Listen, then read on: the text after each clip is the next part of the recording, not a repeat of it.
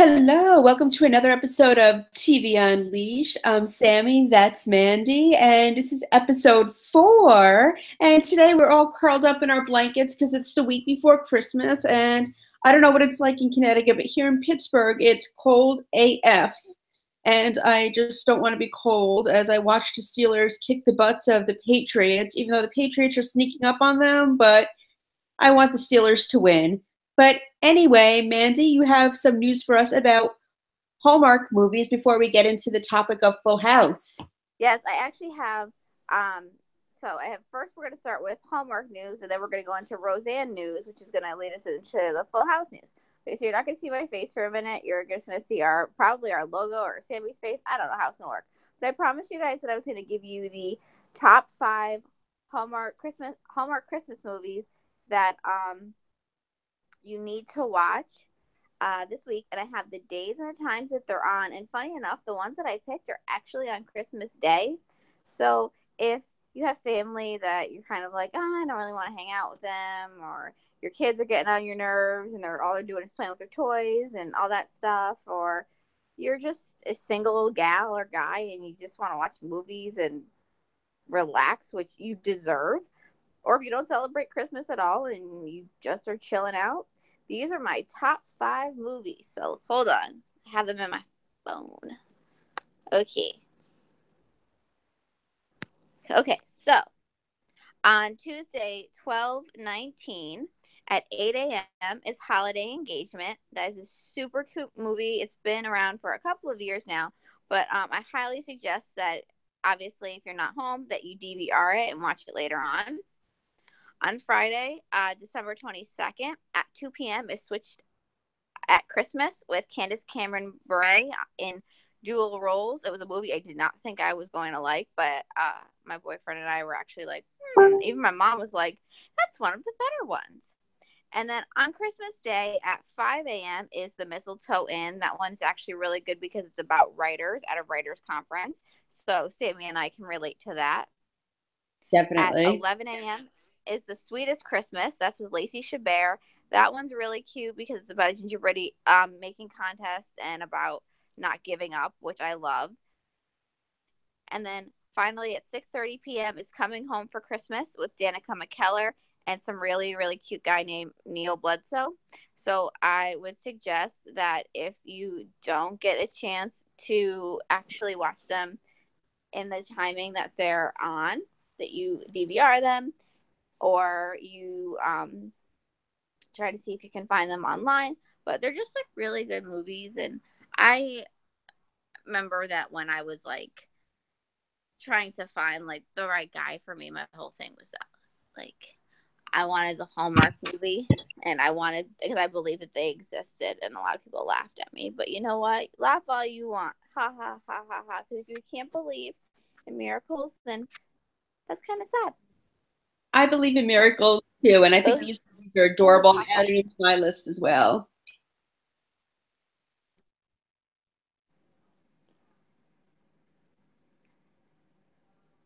Did we freeze, Mandy? It just freeze. It just froze. Freeze. It just froze. Yeah. Okay, so this is what happens on live TV. Anything can happen, but luckily we're quick in our feed. And like I was saying, I'm really super excited about these movies. I'm going to put them on the DVR as soon as we're done filming tonight. And I'm going to binge watch the heck out of them. They're good movies to watch. And I mean, there's a bunch more if you want to see the actual full schedules. Go to hallmarkchannel.com. No, I'm not being paid by Hallmark, though I should, because I am obsessed with it. And you'll get the list, and you can go to every single day and see the movies. And so if there's an actress that you're interested in, there's so many. There was a couple more that I wanted to add, but I just wanted to give you the 5 that I thought were the best. And interestingly enough, they just happened to be at Christmas. So just check them out. They're really good. And then to segue into something else that I'm super excited about, it was announced the other day that the Roseanne reboot is going to start. Okay, I'm just laughing at myself right now because we're talking about how freezing cold we are, and I'm always freezing cold, and everybody at my job can attest to that, yet I'm wearing a tank top. I'm wearing a t-shirt and I'm freezing cold too, so you're in good company here. I mean, I know that like my New Orleans Saints won today and it's like warm in New Orleans, but still whatever. It like it is what it is. Anyway, okay, so the Roseanne reboot. It is officially been announced to do its premiere on March 27th on Yes, ABC. I'm so And excited. I'm so stoked. And they have kind of released a little bit of the old cast list aside from the core actors, but they said that Johnny Galecki is going to be on for, I believe, at least one episode, and Estelle Parsons, who played Roseanne's mother, is going to be on for, I think, one or two episodes. Sandra Bernhard's going to be on for one episode. So we're still going to get a taste of everybody. Sadly, of course, as we know, Becky's husband, Mark, played by Glenn Quinn, he died of a heroin overdose after the show wrapped. He was on Angel for, I think, a year or so. He, unfortunately, unless they chose to recast him, which with this show they pretty much can do anything because they're picking up in a at a real, like, as if the ending never happened, so they can pretty much do whatever they want. He won't be there, but both Beckys will be on there. The original Becky, Lacey Goranson, will be playing Becky. Sarah Chalk will not be playing Becky, but rather another character. And Whitney Cummings is going to be a big part of the behind the scenes day to day activities. So if you go online, you can actually see a preview for it. And it's really just kind of like a black screen and them saying, like, same couch, same this, same that. And then they go into Roseanne's laugh, which is iconic. And it'll say Roseanne and it'll say debuts on March 27th. So everybody get excited for it because trust me, I am so, so, so excited. So if you want to binge watch it right now, you can just go on Amazon Prime and start binge watching. Yeah, I'm thrilled. I've been watching it on TV Land as well, even though those episodes are a bit edited, but I can also watch it online. And so I'm going to be starting that all over again because I know And what. Country Music Television, they have it too. Yes, yes. And, we're going to be doing several shows on Roseanne leading up to the reboot, which now we want to get into Full House because season 3, part 2 of Fuller House begins on Friday. And I know what I'll be watching all day Friday. So, Mandy, let's talk about Full House because we're the same age. We both grew up on this show, and it's absolutely amazing and iconic for the 90s. The thing about Full House, what was great about it was it really was a wholesome family show. It was different because it was three men taking care of girls as opposed to three women taking care of children. So it took that dynamic and changed it completely. It made it kept John Stamos because he started off as Blackie on General Hospital.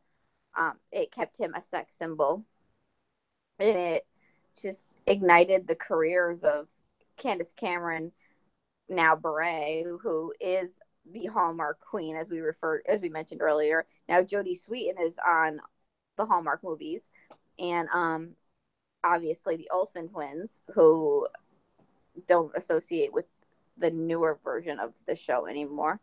But it was just a fun show. They addressed pretty much, everything, like the first kiss, a guy setting you up for a date, what it was like to be a single father going out on his first date and having to deal with what the kids thought about it. And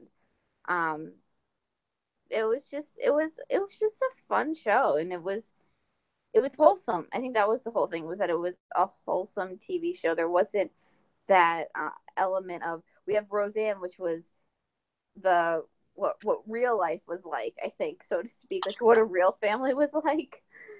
And then we had, the Tanners, which were just like what we all aspired our family to be like. The thing I liked about Full House, though, it was about family and friends coming together. I mean, in the pilot episode, we find out Danny's wife died, and we later find out it was by a drunk driver. And now he has baby Michelle, who was only about 6 months old, Stephanie, who was about 5, and DJ, who was about 8 years old. And he realizes he's all alone. Doesn't 10. Remember, they went to kindergarten, and then That's right. Yes. Okay. So she was 10, but right away, Uncle Jesse, and Joey both went right in and took care of family, which is what family is all about. And I know, God forbid, if I were in that situation, my sister and I would do the same thing for each other. My brother and I would do the same thing for each other. You and I would do the same thing for each other. It's just all about what families come and friends coming together in a time of need. And I think we don't see very much of that anymore. And always thought that was a beautiful thing. It was a dynamic that of what I think our parents were raised on, because I know that my mother talks about how my mother had 41st cousins, and I know how she talked about how they were raised like siblings. So I feel like that that was like kind of how it really was back then, and that has kind of changed nowadays. Families aren't um, as close as they once were, and I think through that show it kind of showed how how you really even in crisis mode, what people will do in crisis mode, and I love that, and um I love when the sisters would get into fights because they shared a room with DJ and Stephanie shared a room, and whenever they would have an issue, they would like always leave the room and go in like the most dramatic places. So like DJ moved to the basement, and then when Stephanie found out she was gonna have to live with Michelle, she moved into the bathtub. Like that's such common stuff that I think siblings go through. Is they will just be like, "Well, fine, I'm gonna go live in my bicycle." Yeah, I mean, it's just everyday sibling things that they did. And I think my favorite moment of all time was when Stephanie took DJ's favorite sweater without asking, got mustard on it, tried to clean it up, and it shrank into a little sweater that Michelle ended up wearing. Yep. Or when Stephanie tried to be like DJ, and then uh they all ended up they broke the father's closet, and they came up with a song for their dad. On the spot, like nothing. Yeah, like it was no big deal. And then the next thing you know, Michelle singing the song too, and it was just like it was always like about the sisters. And then obviously DJ had a boyfriend, Steve, uh through the last like 3 years of the show. And the one thing about them was that they always were kissing, but they never showed them ever having sex or anything, which was kind of novel. They did have the sex talk on the show. She had fallen asleep at his apartment and she'd go to the prom with him, but it was never like there was never any indication that there was anything sexual going on between the two of them, which I thought was um interesting, in the fact that at that age that's usually when kids tend to start experimenting.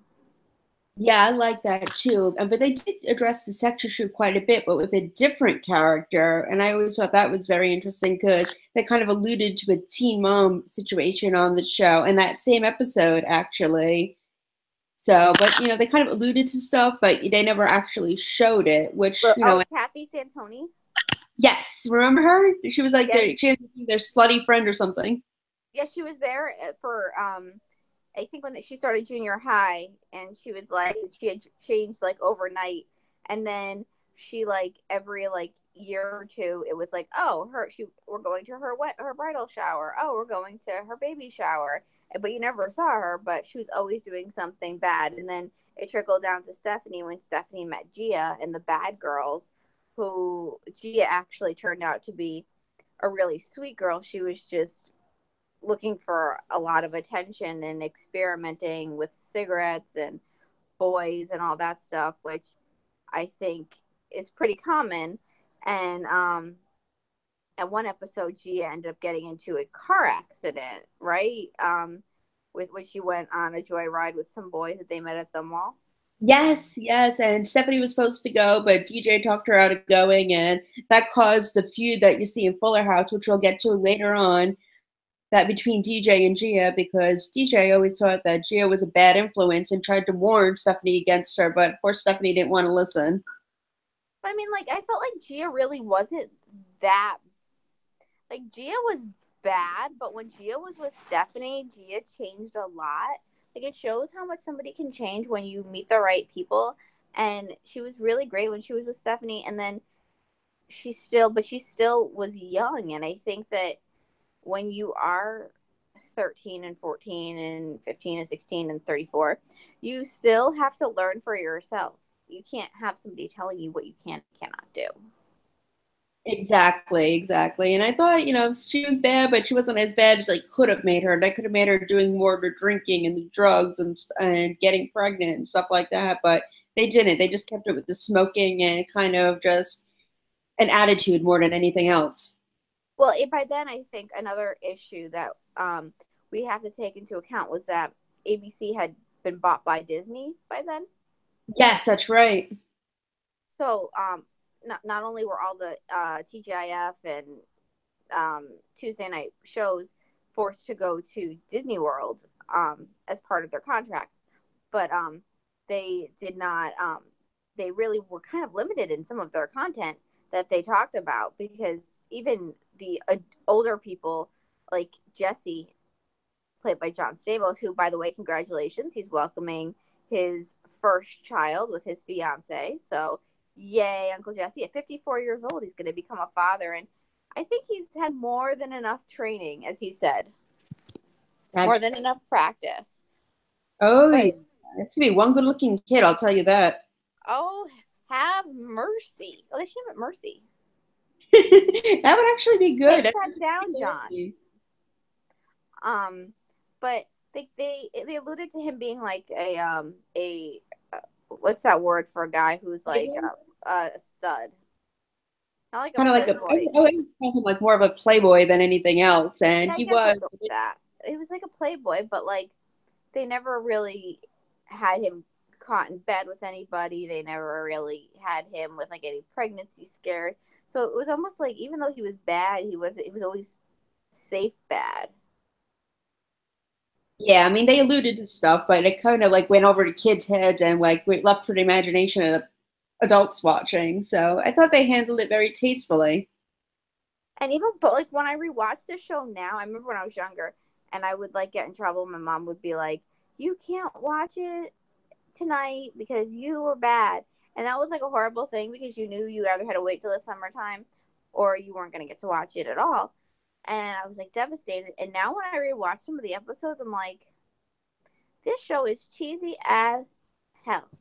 It was cheesy, but it was a good cheesy. I watch now and I laugh because I'm like, this was just so corny, but it's a feel good kind of corny now when we watch as adults. I feel like my kids, when I have them, will like it up until a certain point, but I feel like it really, the cheese factor of it is just like, whoa, like it is beyond beyond. I think that's why I liked like the last two seasons the best, because even though it was kind of corny, I think because I was maybe like 13 or 12 or 13, I could relate to Stephanie in a lot of ways because I was in middle school and all that stuff, so I could relate to what she was going through. And but when you watch it now, you're like, oh my god, Yeah, oh. it's quite interesting. And yeah, we're the same age, so yeah, I said the same thing, relating to Stephanie at that point, because that's the age when you start dating, you start getting interested in boys, the peer pressure starts. So I think in the time it came out, with the age we were, I think Stephanie was the most relatable character.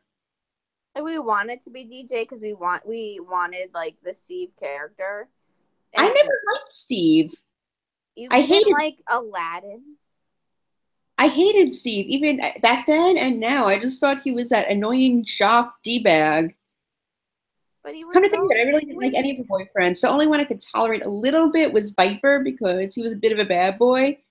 And then, of course, they made him in the Fuller House, which I'll talk about later. They made him into living with his parents that, basically smoked pot and blah, blah, blah. But I hated Steve. Hated Steve. See, I liked him, and because I liked that they just seemed to like have a lot of fun together, and I liked the fact that she had really evolved um as like physically. She'd gone through that like really awkward phase and the really bad hair 80s phase, and then she just really grew into herself as like a really um you know, like a nice like girl next door teenager, and here was this jock, and they just seemed he was really nice to her siblings. And remember when Michelle wanted to marry him, and he like was so sweet about that. Like, you gotta look at the good side, dude. Like, I mean, that wedding was sweet, I'll give you that, but he just reminded me of too many guys I knew growing up that were just, overly jocked and just a D-bag. I just always never liked him. Back then, now he just annoys the hell out of me. but but it's Aladdin. I know it's Aladdin, but I just didn't like the character. I mean, the actor, I'm sure, is a very lovely person, and he did a good job in Aladdin, but no, I just didn't like Steve. And it just seems like he just never wanted to grow up. He just wanted to be that jock that lives in his glory days. Yeah, well, you know what? She she had her friend Kimmy, who lived next door, who was like the biggest ditz of them all and didn't quite understand anything. And I think that Steve was kind of a good foil for uh, DJ and Kimmy. He was kind of like a mix of the two of them. So I think that he helped balance it out. He balanced out their relationship too. Unfortunately, he made her forget Kimmy's 16th birthday, but that's neither here nor there. And that episode always made me so sad. I mean, they were best friends. You don't do that to a friend. You don't forget their birthday or leave them for a boy. That's just not okay. I mean, that was bad of DJ. And even though Kimmy was supposed to be the annoying character, I mean, my heart broke for her during that episode because it just made her feel like a fool and a joke, and it really was sad. But, And I don't know, but I always had a soft spot for Kimmy. by the same token, Kimmy also had if it was like girl code, Kimmy had to kind of understand that DJ wouldn't have normally done that, and it was all because Kimmy had, or DJ wouldn't have normally done that to Kimmy, but it was all because she really, for the first time, had found somebody, who she really cared about, and that was really hard because she was trying to balance all of her time between the two of them. And to be fair, DJ had all these siblings, and we know that Kimmy had siblings, we just never saw them. And I think that DJ always had that responsibility to take care of her siblings and, you know, always be there for them. And finally, she was taking care of herself. And so, and you can understand that. No, but I would never do that to a friend, though. I mean, I understand the whole of having She was siblings. 16 years old. People make mistakes when they're 16. Yeah, it's true, but I never forgot anybody's birthday because of a boy. I mean, granted, nobody wanted to date me back then, but I'm sure if somebody, by some miracle, wanted to date me when I was 16, I'm sure I wouldn't have done that either. I wouldn't have done it either, but I would have at least I would have at least been like, I would have included her in something, like I would have said, hey, we're going to go to the movies and we want to take you out to dinner and we want you to like have a great time and and here's a great, or at least would have gotten a really nice gift. I don't know. But the thing is, like when it's your best friend and you have a boyfriend, just tell your boyfriend you'll see him the next night and take her friend out for her birthday. I mean, at least that's what I would have done. I would have been like, tell my boyfriend, okay, we're gonna go out Saturday night instead of Friday night because it's my friend's birthday and I wanted some time with just the two of us and leave it at that. Like my whole thing is that like at 34 now, I've always been the kind of person I would never put a guy before any of my friends, like never. And that's the one thing about me. Um, and I think that we're overthinking it as 34-year-old responsible, mature, caring women. Um, and at the time, though DJ was extremely caring and responsible and loving, she made a mistake and she was only human. However, by the same token, I'm going to flip it again. I have way too many friends who, from the time we were like 13 till now, would put a guy they've known for half an hour before their friends. So it's like, you're damned if you do, you're damned if you don't. And I'm just going to keep being the kind of person I am who wouldn't put a guy before a friend. And you'll keep being that kind of person as well. And the people who do that. I mean, I'm forgiving DJ in the sense that she was 16, always felt insecure, and finally found a really great guy, and she made a mistake. And out of all the great things she had done, if that was the worst thing that she ended up doing, then I can forgive her for that. However, it's not something that I or you would have ever done. Fair enough, fair enough. And yeah, the show went on for several seasons, and like you said, we saw tons and tons of, growing up moments for all three girls actually. And I thought each one was handled very tastefully, very beautifully. And I think even the ending of the show was very nicely done, even though it was really sad how Michelle lost her memory. Well, I mean, it seems like she lost her memory and the fact that she was ever on the damn show when it comes to the reboot. Yeah, for some reason they don't want to be a part of it. I mean, I understand distancing yourself from something, but at least make a quick cameo. It doesn't even have to be like, big deal. Just be like in a background or something. Well, we're gonna address that when we come to like, you know, Fuller House. But yeah, I mean, but the one thing I will say about Full House, we've talked a lot about Golden Girls has been our big thing, and that will continue to be our main thing. We're doing Full House special right now because the second half of Fuller House Part 3 is going to start this week. But one thing about Full House was that it was always consistent. There was always consistency in the ages and the friends in the school. I mean, yeah, there would be sisters that would come and go, and we wouldn't see them. Like Danny's sister, who had the monkey or whatever, like she was gonna date Joey, and then she went away. We don't know where she went, but they were always pretty consistent with their storylines. So that was one thing that I have to give them credit for going for, what was it, like 7 or 8 years, and they still maintained extreme consistency. So they didn't have any like far-fetched stories either. Like when Roseanne ended, it was like, oh, this was the whole time I was on the air, it was a dream. Like all 9 seasons was a dream. Like, okay, you better give me something good when you come back on March 27th. I don't know why I'm promoting the show so much. But like they didn't do any of that. So I think that was pretty cool. They always were pretty true and pretty realistic to what was going on in the show. Oh, absolutely. And I even liked how they kept it consistent with Danny's girlfriend, Vicky, who, by the way, I just found out she also played Six's mom on Blossom. Did she? Oh, yeah.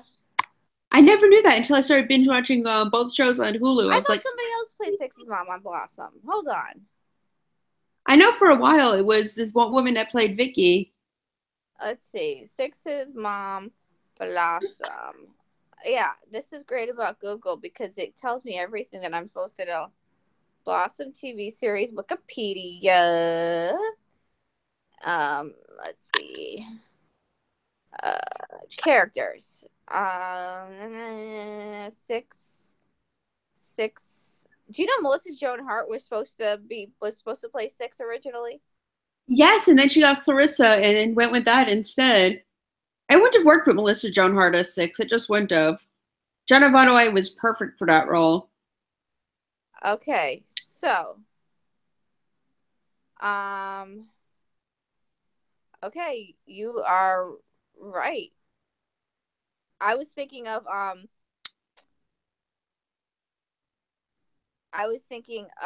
the one who played the ex-wife of Blossom's mother. Yeah, that was Melissa Manchester. Yeah, they look alike. That's why. That was most confusing. Like when I watch the episodes now, I'm just like, I always have to really look and see who's talking and who's not talking. Is it Six's mom? Is it Blossom's mom? Because they did look so much alike. Yeah, that's why I had to look it up. So I was like, wait a minute, I thought Melissa Manchester was on the show, and then because my mom keeps playing that song "Don't Cry Out Loud" or whatever. Or, I don't know. So I keep thinking like, wait, wasn't Melissa Manchester Six's mom? But I guess it was Blossom's mom, and the other one was, yeah. So ABC was that show on NBC or ABC? Whatever. No, that was NBC. They're all about the crossovers. Whatever. Yeah, that would have made an interesting crossover. I would love to see DJ date Joey Russo. Whoa. That would have been quite interesting to see. I support it. Yeah, well, maybe now that also they said there's going to be a Blossom reboot possibly happening. Yeah, it can't happen. Not with the hair and with Maya Bialik playing Amy Farrah Fowler. I object. No, maybe like a one-time thing like they did with the Facts of Life a few years ago, but I don't know if it would That work didn't as a even do that series. well. That was a disappointment with Lisa Whelchel getting all like Catholic on me and no, no, no, thank you, Judy. Okay, I'm done now with my impressions of everybody. Yeah, but going back to Full House, like we were saying, Michelle did lose her memory at the end of the show, and that was just a random storyline. I don't know why they had to go with that. I mean, I know they wanted to show flashbacks and stuff, but I thought that was a really stupid thing to do. Yeah, suddenly she was riding horses. Like, where the hell did that come from? And then all of a sudden she like falls off a horse. Okay, great. And then she's like, "Who is everybody?" And then all of a sudden, like everybody has to remind her who she is. And then DJ goes to the prom, doesn't have a prom date, and then Kimmy's like, "Oh, I have a prom date for you." And then all of a sudden, who shows up but Aladdin? And so, yeah, that's why I believe the children are our future and that she should end up with Steve. I'm Team Matt. Sorry, I love Matt. No, no, Or just have her be single for a while. I no. mean, you know. No, we don't do that on those shows. Well, Danny was single for a while before Vicky came into the picture. I mean, he dated here and there, but Well, she was single for most of the first season of Fuller House. Like, she didn't really date anybody. She just like talked to people and got drunk a lot. yeah. So we'll see what happens. And quick, I want to talk about the favorite romance that came out of Full House was Uncle Jesse and Becky. Yep, they met on Danny's show, Wake Up San Francisco. She thought that he was a player, which she was right. But then he somehow swayed her to go out, and they had a little bit of ups and downs at first because he still had some lingering feelings for some exes and all that crap. And then all of a sudden, they ended up together, and he almost didn't make it to the wedding. And then they got married, and then they ended up having twins, and they still lived in the house with everybody, which was crazy. Like, okay, come on now, people, get a room and not just like a room in the house. And they raised their kids together, and he wrote a song about her forever, and they played it in Disney World, and it became like famous. And a candy cane crusher on TV. That's awesome. I need one. And so yeah, so that was like a happy thing. And in Fuller House they were still together, so that was pretty awesome. Yeah, and I like how Becky never let him get away with anything. She was one strong woman that just basically would not put up with any BS from him. And I have to say, total respect for her for that because a lot of times when even back then, especially back then, women would just be like, "Oh, you know, I'll do what he wants.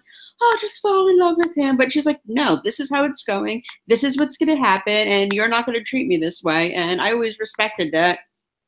She was like, "F you, biatch." What? Like, she was like, "No." Yeah, she would not put up with anything from him. And I think she carried that on to Fuller House. And I think that we need more people like Becky because she had her career and she did fall in love, but she wasn't going to put up with any BS from anybody. And that's why I think that's why they ended up realizing that Danny didn't need to get married during the time that the show was on, because they had Becky as the mother figure. So to bring in somebody else would have just been too much of a like weirdness. Yeah, I didn't really see need for Danny to get married either. And I don't know, I liked Vicky's character, but she was just kind of there. I never felt like she added anything to the show. It was like she's only there when the storyline was convenient. Like, it was cute, but it was like, okay, like, we like her, it's unnecessary. Now there's a preview for it because Full House will be coming to the Hallmark Channel starting New Year's Day in order. So if you guys are interested in rewatching it, if you haven't gotten enough of it on Hulu, it is now going to be played on Hallmark Channel. So yay, everybody. Yeah, good for those of people who don't have Hulu. Because, net neutrality and all. Yeah, but yeah, Full House was a good show, and I'm glad it was a part of my childhood. And Now we're going to go to part 2 of this episode and talk about Fuller House. Yay! Hey, So we will be right back. BRB.